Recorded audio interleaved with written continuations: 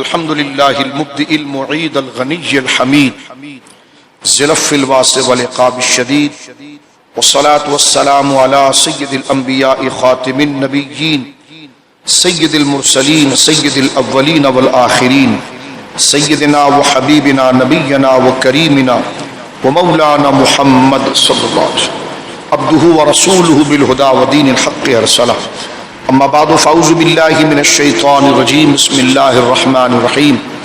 ان الذين قالوا ربنا الله ثم استقاموا تتنزل عليهم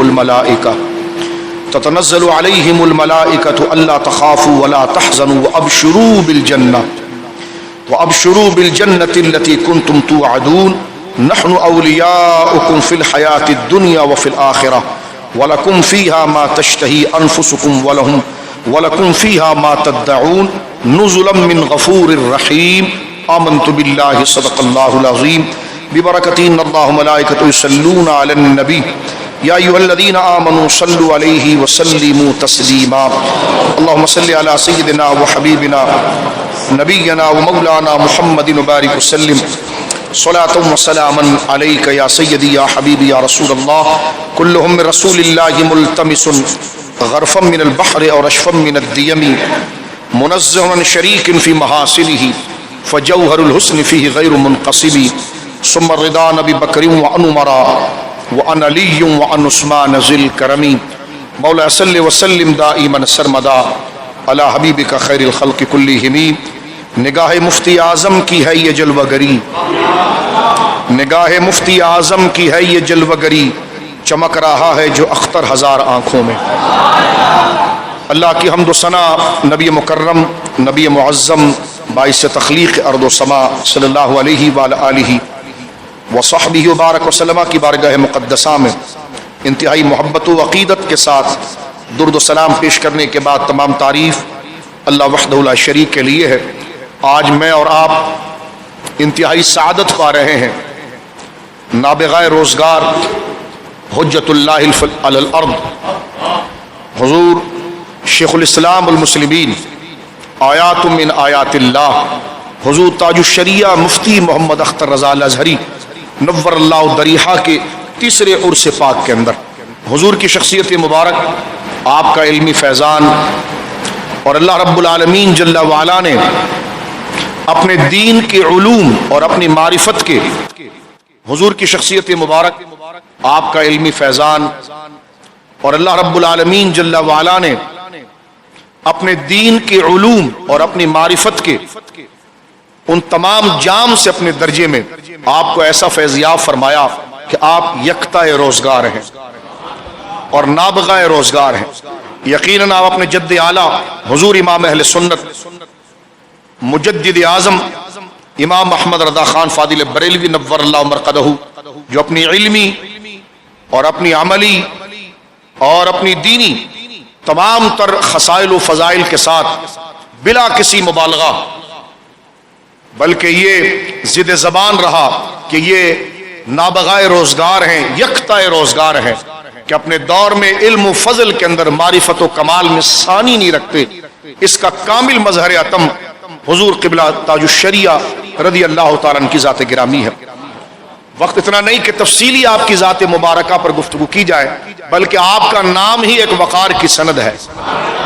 آپ کا نام لینا ہی ایک نابغیت کی سند ہے، آپ کا نام ہی یکتا روزگار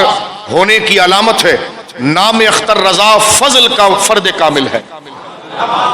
ہمارے اصول میں کہہ دیا جاتا ہے کہ مطلق اپنے اطلاق پر جاری ہوتا ہے اور وہ اپنے افراد کو رکھتا ہے، اور اس کا فرد جہاں پر آ جائے تو معمور بھی وہاں مکمل ہو جاتا ہے۔ تو لفظ اختر رضا اپنے کمال یعنی دین میں اور تقوی میں اللہ کے محبوب بندوں کا جو معیار ہے، اس معیار کو اگر مجسم یا نام میں یاد کیا جائے تو صرف اختر رضا کہنا ہی کافی۔ گھنٹوں تقریر کر لیں، میں بلا مبالغہ عرض کرتا ہوں، اپنے ہو یا غیر ہو۔ آج بھی آپ دیکھیے جس طرح اعلیٰ حضرت امام اہل سنت کے دور مبارکہ کے اندر آپ کا فضل، آپ کا علم، آپ کے تلامذہ، آپ کے مریدین، آپ کے خلفاء سے نظر آتا تھا۔ اور آپ دیکھ سکتے ہیں امام احمد رضا کی تاریخ کو پڑھ کے کہ ہند کے اس دور کے اندر جہاں سیاست و تفسیر و علم و فضل و معرفت ظاہر و باطن و علوم کے جتنے بھی کمالات ہیں، وہاں پر اگر درجہ امامت پر کوئی بیٹھا ہوا ہے تو وہ امام احمد رضا کے خانہ علم سے خوشاچی ہیں، ان سے فیض یاب ہے۔ اسی طرح حضور تاج الشریعہ رضی اللہ تعالیٰ عنہ کا واللہ یہ کمال رہا ہے، آج شرق سے لے کر غرب تک علماء کے اندر تسلب اور معیار، یا اہل سنت و جماعت کے وہ جید علماء کہ جن کے کاندھوں پر اس ملت بیضا کی ذمہ داری ہے، اور آج وہ بحمد اللہ تعالی شرق اور غرب کے اندر قرآن و سنت کی ویسے ہی تبلیغ کر رہے ہیں جیسے تبلیغ کرنے کا اللہ اس کے رسول نے فرمایا ہے بحمد اللہ تعالی۔ وہ ہر نسبت کے ساتھ آپ دیکھیں گے یا براہ راست بالواسطہ یا بلا واسطہ حضور تاج الشریعہ کے خوشاچی، یعنی یا تو آپ کے براہ راست مرید ہے، براہ راست خلفاء ہیں، یا وہ شخصیات کے جنہوں نے واقعی میں اس دور کے اندر لوگوں کی ہدایت کے لیے اور لوگوں کی تربیت کے لیے تقوی و طہارت اور عقائد کے اندر ایک تجدیدی کارنامہ کیا، وہ یا تو حضور تاج الشریعہ سے براہ راست تعلق رکھتے ہیں یا بالواسطہ آپ سے نسبت رکھتے ہیں۔ اور یہ ایسا کمال ہے کہ آج آپ دیکھیں گے، ابھی آپ نیٹ پر سرچ کریں گے تو جتنی بڑی بڑی علمی درسگاہ ہیں وہاں اختر رضا کا نعرہ لگ رہا ہے۔ یہ اللہ رب العالمین کا فضل ہے کہ ذالک فضل اللہ یعطیہ من یشاء، یہ اللہ کا فضل ہے کہ اللہ رب العالمین جسے چاہے عطا فرمائے۔ ایسا ہوتا ہے کہ خاندان میں ایک فرد بہت ممتاز اور اعلیٰ گزر جائے لیکن اولادوں میں یہ تسلسل نہ آئے، لیکن اعلیٰ حضرت امام اہل سنت رضی اللہ تعالیٰ عنہ کے خاندان کو اللہ نے یہ شرف و مقام عطا فرمایا اور یہ مرتبہ اور اللہ رب العالمین نے منزلت عطا فرمائی جہاں فیضان اس خاندان کے اندر حضور حافظ کاظم علی رضی اللہ تعالیٰ عنہ سے شروع ہوتا ہے۔ حضرت حافظ محمد کاظم علی قدس سر عزیز، ان کے صاحبزادے آگے بنتے امام العلماء مولانا رضا علی خان صاحب رحمۃ اللہ علیہ، ان کے شہزادے علم و فن میں امام العلماء امام المتکلمین مولانا نقی علی خان صاحب رحمۃ اللہ علیہ، ان کے شہزادے حضور سیدنا مجدد اعظم جن سے پورا دین اور اہل سنت پہچانی جاتی ہے حضرت احمد رضا خان فاضل بریلوی نور اللہ مرقدہ، ان کے شہزادے سرکار حجت الاسلام مولانا حامد رضا خان صاحب رحمۃ اللہ علیہ، اور ان کے دوسرے شہزادے حضور مفتی اعظم عالم اسلام سرکار مصطفیٰ رضا خان صاحب رحمۃ اللہ علیہ، ان کے شہزادے حضور مفسر اعظم مولانا ابراہیم رضا خان صاحب رحمۃ اللہ علیہ، اور ان کے شہزادے حضور تاج الشریعہ مفتی اختر رضا صاحب۔ یہ تسلسل اگر آپ دیکھیں تو یہ شخصیات نہیں، یہ ایک دور کا نام ہے، ایک دور کا نام ہے، یعنی یہ کہنا بالکل مبالغہ نہیں ہوگا اور خلاف واقع نہیں ہوگا کہ اللہ رب العالمین نے حضور تاج الشریعہ کی ذات میں کئی انجمنوں کو جمع کر دیا، صورت و شکل کے اعتبار سے، نسب و تقوی کے اعتبار سے، علم و ظاہر کے مقام و مرتبے کے اعتبار سے اللہ رب العالمین نے جو حضور تاج الشریعہ کو کمال و ملکہ عطا فرمایا۔ اور علوم دینیہ میں آج تو کوئی ایک حرف جان لیتا ہے تو نہ جانے کیا کیا دعویٰ کرتا ہے، صرف حرف یا کسی علم کی ایک ٹرمز اور اصطلاح کو جان کر نہ جانے وہ کیا کیا کہلاتا ہے۔ امام محمد رضا کے شہزادے حضور تاج الشریعہ کو اپنے جد اعلیٰ اور سرکار غوث اعظم کے فیضان سے نسبت حاصل ہے کہ علوم اسلامیہ جس کو کہا جائے، جس ایک ایک علوم میں عبور کے لیے بندے کے لیے کئی سو سال گزر جائے، بلا مبالغہ اس خاندان کو اللہ نے وہ صلاحیت عطا فرمائی ہے کہ علوم اسلامیہ کے درجنوں علوم پر یہ امامت کا درجہ رکھتا ہے۔ عقائد میں آپ آ جائیں، وہ درک اور کمال کے عقائد میں بولے تو ان کا بولنا سند ہو جاتا ہے، حدیث میں آ جائیں تو ان کا بولنا سند ہو جاتا ہے، علم تفسیر میں آ جائیں تو ان کا بولنا سند ہو جاتا ہے، علوم اصول اسلامیہ میں، اصول علوم اسلامیہ کے اندر آ جائیں تو جناب ان کا بولنا سند ہو جاتا ہے، ادب عربی میں آ جائیں تو ان کی جرح تعدیل ان کا نقطہ سند ہو جاتا ہے، علم شاعری اور عروض میں آ جائیں تو ان کا بولنا سند ہو جاتا ہے۔ یعنی آپ حیران ہو کہ کوئی شخص ایک علوم پر درس رکھتا ہے لیکن ایک ذات پورا ایک ادارہ یونیورسٹی بن جائے، یہ خاصہ صرف اعلیٰ حضرت کے خاندان کو حاصل ہے۔ ان شخصیات کو جاہل کبھی نہیں سمجھ سکتا۔ جو علوم اور علم کے مدارج اور زینے جتنا چڑھتا چلا جائے گا، اختر اسی طرح چمکتا ہوا نظر آتا جائے گا۔ جاہل کا یہاں پر، بد مذہب کا یہاں کیا گزر، دونوں ہاتھوں میں لڈو لینے والوں کا یہاں پر کیا گزر، اور لومڑی کی طرح اپنے گویا کے حرکت کو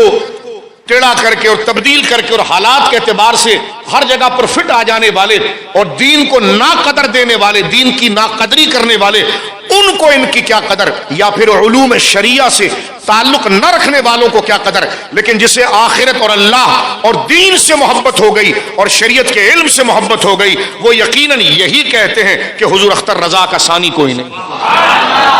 آپ کا فتاویٰ اس پر دال ہے، تقریباً 60 کے قریب 59 کتابیں آپ نے درج کی ہیں، آپ نے تحریر فرمائی ہے۔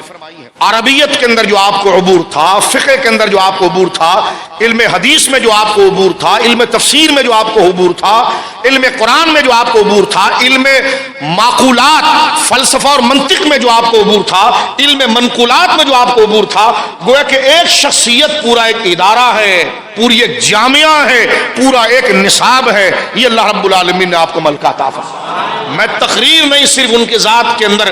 گویا کہ یوں سمجھ لیجئے کہ کتاب اختر رضا کے انڈیکس میں آپ کو بتا رہا ہوں کہ ان علوم کو دیکھ کر حضور تاج الشریعہ رضی اللہ تعالیٰ کو پڑھا جا سکتا ہے۔ ان تمام کے ساتھ جس کو تقویٰ مل جائے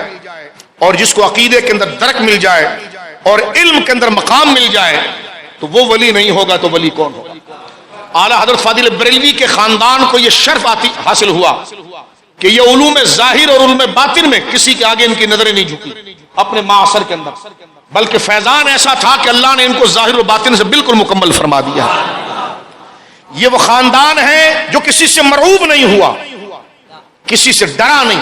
علمی طور پر کسی سے دھونس نہیں کہایا، کسی کے سامنے بیٹھنا اور کسی کے سامنے علم و وقار سے گفتگو کرنا کبھی ان کی گردنیں نہیں جھکی۔ اللہ کے فضل سے اللہ نے ان کو ایسا نوازا کہ علم و فضل پہچانا ہی ان سے گیا۔ یہ مقام ہے اعلیٰ حضرت امام اہل سنت رضی اللہ تعالیٰ کے کمال کا۔ اب آپ دیکھیں کسی شخصیت کو اپنی زندگی کے کام کے اندر کوئی ایک خاص جہت سے وسعت ملتی ہے۔ میں کہتا ہوں تاج الشریعہ کو علم و فیضان،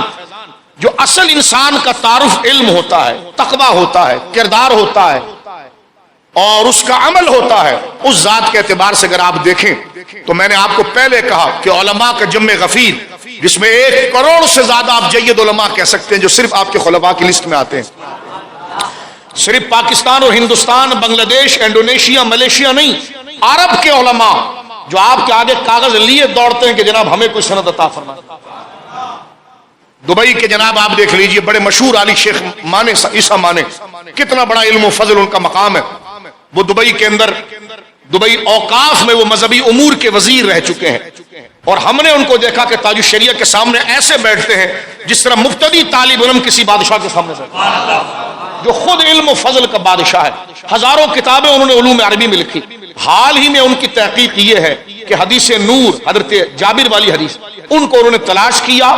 اور جز مفقود جو عبدالرزاق، مصنف عبدالرزاق کا تھا، اس پر تحقیق کر کے بد مذہبوں کو انہوں نے چیلنج کیا۔ وہ گویا کہ دبئی کے اندر جب مذہبی امور میں وہ وزیر رہے تو اس دوران انہوں نے اہل سنت کی خدمت میں بے شمار امور میں کام کیا، لیکن ہم نے اس کراچی میں ان کو دیکھا کہ وہ حضور تاج الشریعہ کے سامنے زانو تلمس کو خم کر کے سر جھکا کر کہتے ہیں کہ شیخ میں نے جو پڑھا لیکن آپ کی نسبت میرے اقبال کو بلند کرے گی اور آپ مجھے نسبت عطا فرمائیں۔ اور وہ نسبت صرف عقیدت کی نہیں تھی کہ حضور تاج الشریعہ کے ساتھ 1000 مریدین چل رہے ہیں، یہ بھی سن لیجیے وہ اہل علم عرب۔ یہ ایسا بھی نہیں تھا کہ آپ کو دعوت دی گئی تو آپ نے مبالغتاً کوئی تعریف کر دی، مثلا میں نے آپ کو دعوت دی تو آپ نے اعزاز و اکرام میں میرے لیے وہ جملے بھی بول دیے کہ جو میرے لیے تھے بھی نہیں، لیکن یہ عزت دینے کا ایک طریقہ ہوتا ہے، ایسا نہیں ہوا۔ وہ شخصیات ایسی نہیں، تاج الشریعہ کا علم اس بات کا تقاضا کرتا تھا کہ وہ بیٹھ کر آپ سے فیض لیتے ہیں، یعنی ماحول نے ان کو متاثر نہیں کیا، احسان نے متاثر نہیں کیا، بظاہر اخلاق میں متاثر نہیں کیا، بلکہ اصل علم نے متاثر کیا۔ اس کی نظیر جامعۃ الازہر میں نظر آتی ہے، جامع استنبول میں نظر آتی ہے اور جامع دمشق میں نظر آتی ہے۔ وہاں سے جب فضلاء طلباء آئے، انہوں نے جب اپنے مقالے لکھے، انہوں نے دیکھا کہ ہم نے عرب کے وہ علماء کہ جب ان کے پاس کوئی جاتا ہے، پوری دنیا سے جب بڑے علماء جاتے ہیں تو وہ اس کی آزمائش کے لیے، کیونکہ وہ خود اپنے علم میں اپنے ایک مقام میں ایک درک، ایک رتبہ رکھتے ہیں، تو وہ جس طرح کے جامع دمشق کے اندر ہمارے دوستوں نے کہا اور جامعۃ الازہر کے اندر جب حضور تاج الشریعہ وہاں پر پہنچے تو وہاں پر یوں ہوتا ہے کہ جس طرح کے بچوں کی جو بزم ہوتی ہے، یا جامعۃ الازہر اور جامعہ دمشق ایک بہت بڑی جامعہ اسلام کی سب سے بڑی یونیورسٹیوں میں ہے، تو وہاں سے اگر کوئی عالم دین وہاں پہنچتا ہے تو اس کے تعارف کے لیے جو اسٹوڈنٹ کی بزم ہوتی ہے اس میں ان کو استقبالیہ دیا جاتا ہے اور ان کو یہ کہا جاتا ہے کہ آپ کوئی گفتگو کریں. لیکن تاج الشریعہ کی علمی صلاحیت یہ تھی کہ تاج الشریعہ کو اس منصب پر بٹھایا گیا جو اس منصب پر اس وقت کے صدر یا وزیر اعظم بیٹھتے تھے، اور عام استاد نہیں، کسی خاص کلیہ کے، کسی خاص سبجیکٹ کے، کہ گرامر کے، تفسیر کے، حدیث کے عام استاد نہیں، بلکہ جتنے اساتذہ ہیں وائس چانسلر سمیت آپ کے سامنے بیٹھ کر آپ سے درس لیتے تھے. یہ مقام یہ اسی طرح کی نظیر ہے جس طرح کہ اعلیٰ حضرت امام اہل سنت مکہ مکرمہ پہنچے تھے، اور وہاں کے مکہ مکرمہ کے شریف علماء جو مکہ اور مدینہ کے علماء ہیں، وہ سرکار حجت الاسلام فرماتے ہیں کہ میرا پورا دن اعلیٰ حضرت کی خدمت میں صرف علماء کو سند لکھنے میں گزر جاتا تھا، اس لیے کہ عرب کے علماء، مکہ کے علماء، مدینے کے علماء جو اعلیٰ حضرت سے شاگردگی کی سند لینا چاہتے ہیں، جو حرم کے علماء ہیں وہ لینا چاہتے ہیں، تو اس سند کو لکھنے والے اور لکھ کر اعلیٰ حضرت سے دستخط کرا کر دینے والے اعلیٰ حضرت کے شہزادے حضرت حجت الاسلام تھے. فرماتے ہیں کہ صبح سے لے کر شام تک میں سند ہی لکھتا رہ جاتا تھا، یعنی یہ مقام تھا. اور جب اعلیٰ حضرت امام اہل سنت تشریف لائے حرم میں تو آپ کے علم و تقوی اور آپ کے چہرے پر جو علمی وجاہت تھی اس کو دیکھ کر ایک ایسی شخصیت نے جو آپ کو جانتے نہیں تھے ہاتھ پکڑ کے فرمایا میں اللہ کا نور اس کے چہرے پر چمکتا ہوا دیکھا. اس کی دلیل حسام الحرمین ہے، اٹھا کر پڑھیے وہ سند. حسام الحرمین پر 30 سے زیادہ جو عرب کے علماء کی دستخط موجود ہیں، تخریزیں موجود ہیں. الدولۃ المکیہ اٹھا کر دیکھیں جس پر امام محمد رضا کی علمی صلاحیت اور صلابت کہ ایک تنہا شخص وہاں پر پہنچا اور علم کا شورا ہوا، یعنی وہ عشق مصطفیٰ آپ کا فیضان تھا، وہ عشق غوث اعظم کا فیضان تھا، وہ آپ کا سچا اور ستھرا ہونے کا آپ کا ثمر تھا کہ اہل عرب گویا کہ کہتے ہیں کہ ناک پر مکھی نہیں بیٹھنے دیتے. کچھ لوگ تو ہیں جو تحفے دے دے کر ان کو راغب کرتے ہیں. حضرت تاج الشریعہ میں استغنا اتنا تھا کہ کون کھڑا ہے کون نہیں کھڑا، آپ اپنی فکر میں اتنے ہوتے تھے کہ آپ کو پتا بھی نہیں کہ کون کھڑا ہے. تو وہ تحفے دے دے کے متاثر نہیں کیے گئے، بلکہ وہ آپ کے علم و فضل اور آپ کی علمی شہامت سے متاثر ہو کر ایسے دوڑتے تھے جیسے بادشاہ کے پیچھے کوئی غلام بھاگتا. تو ایسی قدر شخصیت جس نے پوری دنیا میں عالم اسلام کو کا نام بلند کیا. اور آج بھی آپ دیکھیں تحریک ختم نبوت میں جس نے پوری دنیا میں تجدیدی کارنامہ پیش کیا وہ تاج الشریعہ ہی کا تو خلیفہ ہے. ان کو بھی دیکھیے خلافت وہاں پہ حاصل ہے. تو لہذا میں صرف اشارہ آپ کو دے رہا ہوں کہ آپ سے فیض یافتہ لوگوں کی شان اور جلالت یہ مقام حضرت تاج الشریعہ رضی اللہ تعالیٰ کو اللہ نے عطا فرمایا. تقوی و طہارت کے ساتھ معرفت ہم نے آپ کے ساتھ اسفار کیے، زبیر بھائی نے سفر کیا، شریعت مطہرہ کی پابندی. عام وقت میں آپ چلنا بھی آپ کے لیے دشوار ہو جاتا تھا آخر عمر میں، یعنی معمر ہونے کی وجہ سے، اور بدنی نکاحت اور کثیر الجہاد شخصیت تھے، کثیر الجہاد شخصیت تھے. تو وہ افکار، وہ ذمہ داریاں اور بدن کی نکاحت، لیکن ہم نے دیکھا کہ آپ نے کبھی بیٹھ کر نماز نہیں پڑھی. یعنی دو بندے آپ کو پکڑ کر لا رہے ہیں. یہی چیز ہم نے سرکار مفتی اعظم ہند کے لیے اپنے بزرگوں سے، یہی اعلیٰ حضرت امام اہل سنت کے لیے سنی. یعنی جہاں علم آ جائے تو بندے میں کبر آ جاتا ہے، عمل میں پستی آ جاتی ہے، لیکن یہ اللہ کا کمال، اللہ کی طرف سے کمال عطیہ دیکھیے آپ کہ ذالک فضل اللہ یؤتی من یشاء. علم آیا تو ایسے آیا کہ اپنے کمال کے ساتھ آیا کہ علم بھی آیا، عمل بھی آیا، تقویٰ بھی آیا، روحانیت بھی آئی، اخلاص بھی آیا. کہ مسلح پر لایا جا رہا ہے تو دو بندے پکڑ کر لا رہے ہیں، لیکن جب نماز ادا کر رہے ہیں، واللہ جنہوں نے ان کو نماز پڑھتے ہوئے کراچی میں بھی دیکھا، ایسا لگتا تھا جیسے 18 سال کا لڑکا نماز پڑھ رہا ہے. یعنی جو قرآن نے کہا نا قد افلح المؤمنون الذین هم فی صلاتهم خاشعون، کامیاب ہو گئے وہ مسلمان جنہوں نے نماز میں خشوع خضوع کیا. اور خشوع خضوع سے مراد یہ کہ ساری توجہ دل سے اور ذہن سے اللہ کی طرف لگا دی. اور اس کی علامت یہ کہ اس کے بدن میں پھر جنبش نہیں آئی. تاج الشریعہ کے وضو اور تاج الشریعہ کی نماز کو دیکھ کر علماء اپنی نمازوں کو صحیح کیا. یعنی کس طرح حضرت رکوع فرما رہے ہیں، کس طرح حضرت سجدہ فرما رہے ہیں، کس طرح حضرت قیام فرما رہے ہیں. یعنی عمر کی اس بزرگی کے باوجود آپ نے کبھی تن آسانی کو جگہ نہیں. یہ نہیں کہ جناب جو ہے کہ وہ رخصت سے کام لیا جائے، ہمیشہ آپ نے عظیمت ہی کی راہ کو ملحوظ خاطر رکھا. اب میں جلدی سے ختم کرنے کے لیے قرآن کی آیت پڑھتا ہوں. یہ کیسی شخصیات ہیں؟ قرآن کہتا ہے ان الذین قالوا ربنا اللہ ثم استقاموا، بے شک وہ لوگ جو ایمان لائے اور ایمان لانے کے بعد استقامت کر گئے، اس کے پر مستقیم ہو گئے، استقامت کر گئے. وہ تو فرمایا، اللہ فرماتا تتنزل علیہم الملائکہ، ہم ان پر فرشتے اتارتے ہیں اور فرشتے انہیں بشارت دیتے اللہ تخافوا ولا تحزنوا، گھبرانا نہیں، ڈرنا نہیں، وابشروہ بالجنہ، یہ تیرے دشمن تیرے سامنے جتنا بھی آ جائے اللہ نے تیرے لیے جنت کو لکھ دیا ہے۔ علماء لکھتے ہیں کہ یہ جو فرشتے اترتے ہیں اور فرشتے اس بندے سے یہ کہتے ہیں کہ جو اللہ کو اللہ کہہ کر ڈٹ جاتا ہے، یعنی زبان سے اللہ کہنا تو آسان ہے لیکن اس کی ساری باتوں کو مان کر معاشرے میں زندہ رہنا یہ ان جیسے پہاڑ جیسے لوگوں کا کام کہ لا یخافون لومۃ لائم، یہ کسی ملامت کرنے والے، کسی تنقید کرنے والے کی پرواہ نہیں کرتے۔ جو فتویٰ دیا پوری زندگی اس پر عمل کیا، جس چیز کو غیر شرعی سمجھا دلائل کے ساتھ اس کا جواب دیا، خود بھی اس پر پابند رہے، عقیدے میں اتنی پختگی رکھی کہ جو فتویٰ دیا عقائد کے بارے میں کہ خدا کے لیے کیسا عقیدہ ہونا چاہیے عز و جل، نبی پاک صلی اللہ علیہ وسلم کے لیے کیسا عقیدہ ہونا چاہیے، صحابہ کو کس طرح ماننا چاہیے، اہل بیت کو کس طرح ماننا چاہیے، تمام گمراہ بددین فرقوں کے مقابلے میں اہل سنت حق ہے۔ جب اس کو دلائل سے ثابت کیا تو اپنے رشتہ دار، اپنے مرید اور غیر کسی کی تمیز نہ کی، پھر ہر ایک کو پھر اسی ورک فریم میں دیکھا، اسی عینک سے دیکھا، اور یہ وہ تسلط تھا ثم استقاموا، جب اللہ کو کہہ دیا اللہ تو پھر سب کو چاہا بھی اسی کے لیے، سب کو چھوڑا بھی اسی کے لیے۔ یہ استقامت اللہ زبان سے کہنا آسان ہے لیکن اس کے لیے کسی کو چاہنا اور اسی کے لیے کسی کو چھوڑنا، اسی کے کہنے پر رشتے بنانا، اسی کے دیے ہوئے انداز پر رشتے بنانا، اپنے خون اپنے جذبات کو پیچھے رکھنا۔ اللہ فرماتا ثم استقاموا، میرے جو بندے جب مجھے رب کہتے ہیں تو پھر ہو بہو اپنے باطن سے اور اپنے ظاہر سے، اپنے شوق سے اور اپنے عمل سے میرے ہی ہو جاتے ہیں۔ اور فرمایا پھر ان کی استقامت کے لیے ہم کیا کرتے ہیں؟ اللہ فرماتا ہے فرشتے اترتے ہیں، اور فرشتے کیا کرتے ہیں؟ فرمایا کہ فرشتے تتنزل علیہم الملائکہ، فرشتے ان پر اترتے ہیں اور اللہ تخافوا ولا تحزنوا، ان سے کہتے ڈرو نہیں، کچھ نہیں ہوگا، ڈرنا نہیں، کچھ بھی نہیں ہوگا۔ فرمایا ولا تحزنوا، اور غم نہ کرنا۔ حضور مفتی اعظم ہند کے دور میں نسبندی کا جو فتویٰ حضور مفتی اعظم نے دیا کہ نسبندی جائز نہیں، اندرا گاندھی نے کتنی زیادہ اس پر سختی کی، لیکن آپ نے حالات کو نہیں دیکھا، شرعی مسئلے کو دیکھا۔ ایک بات اب آپ دیکھ لیجئے، اسی طرح اعلیٰ حضرت امام اہل سنت کے دور میں گائیں کو ذبح کرنے سے متعلق مسئلہ آیا تو اس طرف کے توحید کے بنام ٹھیکیداروں نے کہہ دیا کہ جناب کوئی ضروری ہے گائے کی قربانی، کوئی اور بھی تو قربانی ہو سکتی ہے، لیکن شعار دین کو باقی رکھنے کے لیے امام محمد رضا نے فتویٰ دیا۔ اور میں کہتا ہوں آج بھی اگر ہندوستان کے اندر یہ شریعت کے قوانین جو نشانی اسلام ہے اگر باقی ہے تو امام محمد رضا اور ان کے اولادوں کا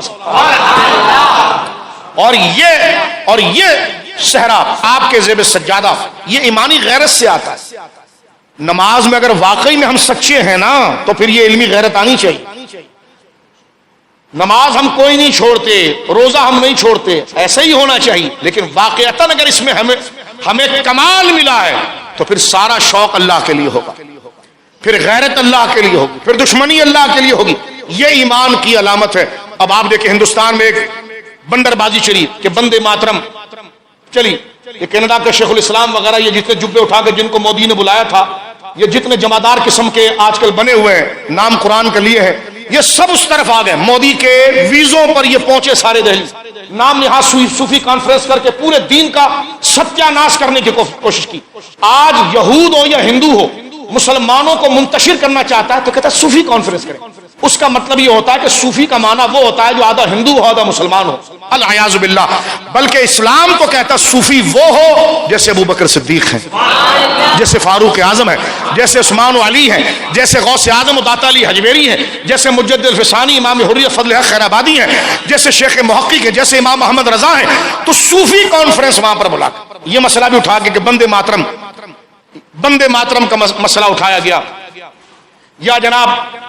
اس پر حضور تاج الشریعہ کے شہزادے جو موجودہ قاضی القضاء حضرت قبلہ سیدی جانشین حضور تاج الشریعہ زیب سجادہ بریلی شریف حضور عزت میاں دامت برکاتہم العالیہ نے اسی اپنے والد اور اپنے خاندان کی روایت کو باقی رکھا اور مسلمانوں کو شرک اور بدعات سے بچاتے ہوئے علی اعلان کہا کہ مسلمان کے لیے بندے ماترم کہنا جائز نہیں۔ اب آپ دیکھیے ایسے ماحول میں رہ کر اللہ کی توحید پر پہرا دینا، نبی پاک کی رسالت پر پہرا دینا، صحابہ کی عزت پر پہرا دینا، اہل بیت کی عزت پر پہرا دینا، اللہ اکبر، یہ خاصہ اللہ رب العالمین جل وعلا نے عطا فرمایا ہے اعلی حضرت کے خاندان کو۔ تو اللہ فرماتا اللہ تخافوا ولا تحزنوا، آپ کہتے ہوں گے ان کو ڈر نہیں لگتا، ان کو کچھ ہوتا نہیں ہے،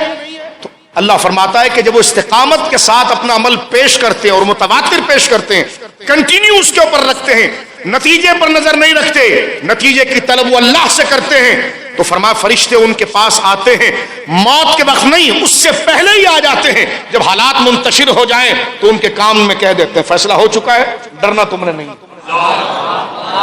فیصلہ ہو چکا ہے، تم نے ڈرنا نہیں ہے۔ اللہ تخافوا ولا تحزنوا، آج پاکستان مرد آباد کے نعرے لگائے گئے معاذ اللہ، وہاں پر روڈوں پر، ان پر تو دھاندلی کی FIR نہیں کٹی،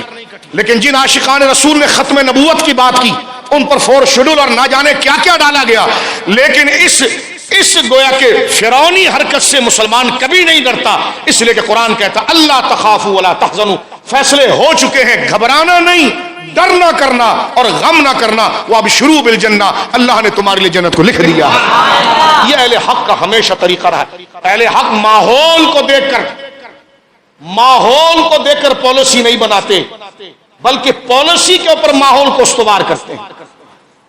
پالیسی یعنی جو دینی پالیسی ہے اس پر ماحول کو بناتے ہیں، یعنی کہ حالات بگڑ گئے تو پالیسی چینج کر دی جائے، یہ مسلمان کا کبھی طریقہ نہیں ہوتا۔ اگر مسلمان صرف رخصتوں پر عمل کرتا رہے تو تمہیں کس نے کہا ہے کہ سب کو مسلمان بناتے پھرو؟ تمہیں یہ کہا گیا قوا انفسکم، خود مسلمان ہو، یہ نہ ہو کہ دوسروں کو مسلمان بنانے کے چکر میں خود بھی فارغ ہو جاؤ۔ ایسی کوئی پالیسی، ایسی کوئی بولی، ایسا کوئی انداز تم زبان پر لے کر آؤ کہ تم گویا کہ حالات ایسے بن گئے تو لہذا جملہ یہ کہہ دیا جائے، حالات یہ بنا دیے جائے، تو اللہ کہتا قوا انفسکم، پہلے تم خود جہنم سے بچو اور اپنے بچوں کو بعد میں جہنم سے بچاؤ، لوگوں کو بعد میں جہنم سے بچاؤ۔ یعنی قرآن کی آیت یہ کہتی ہے کہ عزیمت کی راہ کو اگر علماء چھوڑ دیں گے، مشائخ چھوڑ دیں گے، تو آج جو چوچو کا مربع ہو گیا ہے، فرقہ واریت اور فتنہ ہو گیا ہے، طاہر القادری جیسے منافق آج معاشرے میں سرائیت کر گئے اور صلح کلیت کا اور تفضیلیت کا راج ہوا، یہ ہوا جب ہے کہ جب اہل حق نے حق بولنا چھوڑا، یہ حق کو چھپایا، اور یہ دونوں عیب، یہ دونوں گندگی اعلی حضرت کے خاندان میں نہیں، نہ حق کو چھپانے کی گندگی ہے، نہ حق کو نہ چپ رہنے کی گندگی ہے۔ آج کیا ہوا اہل حق میں کہ حالات کو دیکھ کر چپ ہو جاتے ہیں، یہ سکوت کرنا کہ جب قیام کا وقت آیا تو سجدے میں گر گئے، تو سکوت کرنا، جب بولنے کا وقت ہے تو چپ ہو جاؤ، جب بتانے کا وقت ہے تو حق کو چھپاؤ۔ یہ ایسی بڑی نحوست ہے کہ ہماری قبروں پر 100 من کے پتی بھی ابھی اگر مریدین ڈال دیں تو پتی بیچنے والے کو تو فائدہ ہو گیا، بعد میں گلکن بنانے والے کو تو فائدہ ہو گیا، پیر اندر رگڑ میں آ گیا، اس لیے کہ اس نے دین کو دھوکہ دیا اور اپنی ذات کے لیے لوگوں کو تیار کیا۔ لیکن اعلیٰ حضرت کے خاندان کی یہ شان ہے کہ انہوں نے اپنی ذات کے لیے تیار نہیں کیا بلکہ مصطفیٰ کی غلامی کے لیے تیار کیا۔ بس یہ حضور تاج الشریعہ کی زندگی کا پورا نچوڑ رہا، آپ کے آخری سانس تک یہی چیز رہی۔ بڑھاپے کی نکاحت بندے کے ارادے کو متزلزل کر دیتی، بڑھاپے کی کمزوری، مرض کی شدت بندے کو کمپرومائز کی طرف لے آتی، بدن کی کمزوری بندے کے ارادے کے اندر پسپائی پیدا کرتی ہے، بندے کو ضدی بنا دیتی ہے، بندے کو حریص اور لالچی بنا دیتی ہے۔ اللہ کی قسم ہم نے اس عمر میں حضرت تاج الشریعہ سے کئی کٹھن اور چبھتے بھی مسائل ہم نے دیکھے، لیکن ہم نے ان کی جوانی تو نہیں دیکھی، لیکن اپنے استادوں سے جو ان کی جوانی کا ہم نے انداز دیکھا تھا وہی انداز آپ کے بڑھاپے کے اندر۔ یہ اللہ کا اس کو کہتے ہیں استقامت، اس کو کہتے ہیں استقامت۔ ایک جملہ کہہ کے میں بات ختم کرتا ہوں۔ حضرت سیدنا ابو بکر صدیق سے جب پوچھا گیا تھا کہ استقامت کیا ہے تو کہا گناہوں سے بچنا، فرمایا یہ تو مشکل ہے، استقامت کا معنی ہے شرک سے بچنا۔ حضرت عمر سے پوچھا گیا استقامت کیا ہے تو حضرت فاروق اعظم کہتے ہیں کہ وہ ثابت قدمی ہے کہ اللہ تعالیٰ کی اطاعت میں وہ لگا رہے حالات جیسے بھی ہوں۔ استقامت یہ ہے کہ وہ اللہ کی اطاعت میں مسلسل لگا رہے اور لومڑی کی طرح ہیلے بازیاں نہ کرے۔ یہ حضرت فاروق اعظم کا قول، یہ ہے استقامت۔ نماز ہماری پوری ہو رہی ہو، داڑھی پوری ہو، تقویٰ پورا ہو، لیکن جب دین کے لیے ضرورت کے معاملات آ جائیں اس وقت ہم ہیلے بازی کی طرف چلے جائیں تو یہ استقامت نہیں ہوتی ہے، یہ مداہنت ہوتی ہے، مدارت نہیں ہوتی۔ فاروق اعظم کہتے ہیں خدا نے جس استقامت اور مضبوطی سے کھڑے ہونے کی بات کی ہے اس میں یہ ہے کہ اللہ کی اطاعت پر ایسے جم جانا کہ پھر اس کے حکم کو بجا لانے کے لیے لومڑی کی طرح پالیسی چینج نہیں کرنا، بلکہ اس کے ادا کرنے کا جیسا طریقہ ہے اسی راستے پر اپنے آپ کو لگا کر چلانا۔ حضرت عثمان غنی نے یہ جملہ کہا، آپ سے پوچھا کہ استقامت کیا ہے؟ فرمایا اللہ کے لیے عبادت کرنا، لوگوں کے لیے نہ کرنا، ریاکاری اپنے اندر سے نکال دینا۔ لوگ کیا کہیں گے؟ مرید بھاگ تو نہیں جائیں گے؟ لوگ بھاگ تو نہیں جائیں گے؟ لوگ کچھ کہیں گے تو نہیں؟ اس سے کوئی بینیفٹ ہوگا؟ یہ میرے آپ کے ہر دل کے اندر گردش کر رہا ہوتا ہے،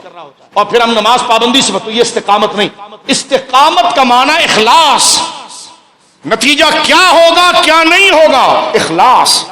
کہ میں یہ کام اللہ کی رضا کے لیے کر رہا ہوں اور اللہ رب العالمین اس کا اجر مجھے عطا فرمائے گا۔ یہ حضرت عثمان غنی تفسیر کرتے ہیں۔ حضرت مولا کائنات اس کی تفسیر کرتے ہیں کہ فرض اور جو فرض چیزیں ہیں، جو فرض چیزیں ہیں جن کی حفاظت تم پر لازم، جیسے نماز فرض ہے ایسے دین کی حفاظت بھی تم پر فرض ہے، ایسے دین کی حفاظت بھی فرض ہے۔ کوئی اللہ کے لیے بک بک کرتا رہے، تم 2 رکعت نفل اور پڑھو تو کیا تمہیں اس نفل سے ملے؟ تم پر جس طرح فرض نماز ادا کرنا فرض تھا، اسی طرح اللہ کی عزت کی حفاظت کے لیے بولنا اور لکھنا بھی فرض تھا۔ رسول اللہ کی ختم نبوت اور ناموس کے لیے بولنا بھی فرض تھا، صحابہ کی عزت کے لیے بھی بولنا اور لکھنا فرض تھا، اہل بیت کے لیے بولنا فرض تھا۔ یہ مداہنت ہمارے اندر، یہ کس طریقے کی ہمارے اندر جانبداری آتی ہے کہ صفیں ہماری مضبوط ہوتی ہے، مسجد سے نکل جانے کے بعد ہم کہتے ہیں یہ ہمارا ایشو ہی نہیں ہے، یہ ہمارا ایشو ہی نہیں ہے، یہ ہمارا ایشو ہی نہیں ہے۔ یہ شیطان کا دھوکہ ہوتا ہے، یہ نفس کا دھوکہ ہوتا ہے۔ ابھی تو ابتدائے عشق ہے، ابھی تو عشق نماز سے شروع ہوا ہے، فرائض معاشرے میں اور بھی ہے، لہٰذا اللہ نے جن چیزوں کو فرض قرار دیا ہے اس کو اسی طرح ادا کرنا اور اس کے لیے کھڑے ہو جانا، یہ ہے استقامت۔ اور آپ اس کو دیکھیں گے، میں نے آپ کے سامنے صرف ایک تصویر قائم کی ہے، اور اس کو اگر آپ توجہ کے ساتھ دیکھیں گے تو اعلیٰ حضرت فاضل بریلوی رضی اللہ تعالیٰ عنہ کے شہزادے اور آپ کے پورے خاندان کے اندر یہ چیز واضح طور پر نظر آتی ہے۔ کسی نے بڑی خوب بات لکھی کہ